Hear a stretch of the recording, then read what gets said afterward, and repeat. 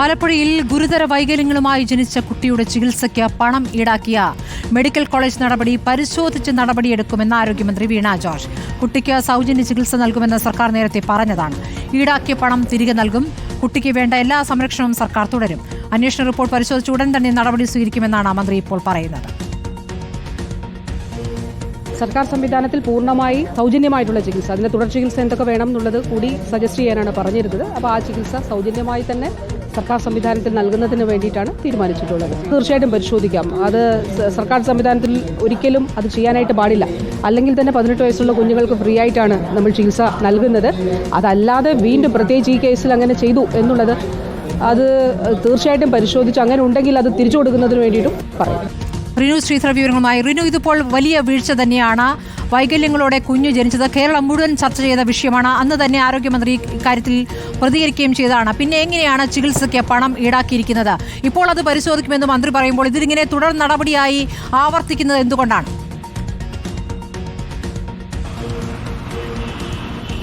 സ്മൃതി, ആലപ്പുഴയിൽ നവജാത ശിശുവിന് അംഗവൈകല്യം സംഭവിച്ചു എന്നുള്ള വാർത്ത റിപ്പോർട്ടർ ടിവിയാണ് പുറത്തുവിടുന്നത്. അതിൽ ചികിത്സാ പിഴവുണ്ട് എന്നുള്ളത് കൃത്യതയാണ്. അത് അന്വേഷണം പ്രഖ്യാപിക്കുകയും ചെയ്തിരുന്നു ആരോഗ്യവകുപ്പ് മന്ത്രിയും അതുപോലെ തന്നെ ആരോഗ്യവകുപ്പ് ഡയറക്ടർ അടക്കം ഇതിൽ ഇടപെടുകയും ചെയ്തിരുന്നു.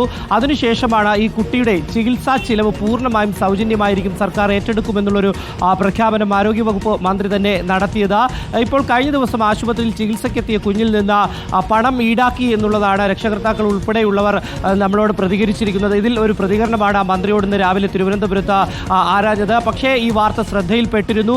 അങ്ങനെ ഒരു കാരണവശാലും പണം ഈടാക്കാൻ സാധ്യതയില്ല എന്നുള്ളതാണ് മന്ത്രി പറയുന്നത്. സാധാരണഗതിയിൽ 18 വയസ്സുവരെയുള്ള കുഞ്ഞുങ്ങൾക്ക് സൗജന്യ ചികിത്സയാണ് ആശുപത്രിയിൽ നൽകുന്നത് എന്നുള്ളതാണ്. പക്ഷേ പ്രത്യേക സ്കാനിങ് അതുപോലെ തന്നെ ചില മരുന്നുകൾ ഉൾപ്പെടെയുള്ള അല്ലെങ്കിൽ ചില പരിശോധനയ്ക്ക് ഉൾപ്പെടെ പണം ഈടാക്കാറുണ്ട്. പക്ഷേ ഈ കുട്ടിയുടെ കാര്യത്തിൽ സമ്പൂർണ്ണമായി സൗജന്യമായിരിക്കുമെന്നുള്ളത് പ്രഖ്യാപിച്ചതാണ്. പക്ഷേ ഏത് തരത്തിൽ പണം ഈടാക്കി എന്നുള്ളത് അന്വേഷിച്ച് ഏതെങ്കിലും തരത്തിൽ അത്തരത്തിലൊരു ഇടപാടുണ്ടെങ്കിൽ നടപടി ഉണ്ടാകും. ഒപ്പം ഈ പണം തിരികെ നൽകുവാനുള്ള ഒരു ഇടപെടൽ ആരോഗ്യവകുപ്പിൻ്റെ ഭാഗത്തുനിന്ന് ഉണ്ടാവും എന്നുള്ളതാണ് ആരോഗ്യമന്ത്രി പ്രതികരിച്ചിരിക്കുന്നത്. പക്ഷേ ആദ്യ ദിവസം, അതായത് ഈ വാർത്ത പുറത്തു വന്ന ആദ്യ ദിവസങ്ങളിലൊക്കെ തന്നെ പ്രതികരണങ്ങൾ വന്നത് ഈ കുട്ടിക്ക് സൗജന്യ ചികിത്സ ഉറപ്പാക്കുമെന്നുള്ളതാണ് സർക്കാർ. പക്ഷേ ഈ കുട്ടിയുടെ നില അതീവ ഗുരുതരമായി തുടരുന്ന ഒരു സാഹചര്യം കൂടി ഉണ്ട്. കാരണം വലിയ രീതിയിലുള്ള അംഗവൈകല്യമാണ് കുട്ടിക്ക് സംഭവിച്ചിരിക്കുന്നത്. അപ്പോഴാണ് സൗജന്യ ചികിത്സ നൽകുമെന്നുള്ള പ്രഖ്യാപനം വന്നത്. അതിലുള്ള തുടർന്നുള്ള അന്വേഷണങ്ങളൊക്കെ നടക്കുകയാണ് നിലവിൽ. ഇപ്പോൾ ആരോഗ്യമന്ത്രി പ്രതികരിച്ചിരിക്കുന്നത് എന്തായാലും അത്തരത്തിൽ പണം വാങ്ങിയിട്ടുണ്ടെങ്കിൽ കൃത്യമായി തന്നെ നടപടിയെടുക്കും, പരിശോധിക്കും. വാർത്ത ശ്രദ്ധയിൽപ്പെട്ടിരുന്നു എന്നുള്ളതാണ്. ഏതെങ്കിലും തരത്തിൽ പണം ഈടാക്കിയെങ്കിൽ അത് പരിശോധിച്ച് ആ പണം തിരികെ നൽകുവാനുള്ള ഒരു ഇടപെടൽ നടത്തുമെന്നും ആരോഗ്യമന്ത്രി പറഞ്ഞിട്ടുണ്ട്. ശരി, റിനു ശ്രീധറാണ് വിവരങ്ങൾ നൽകിയത്.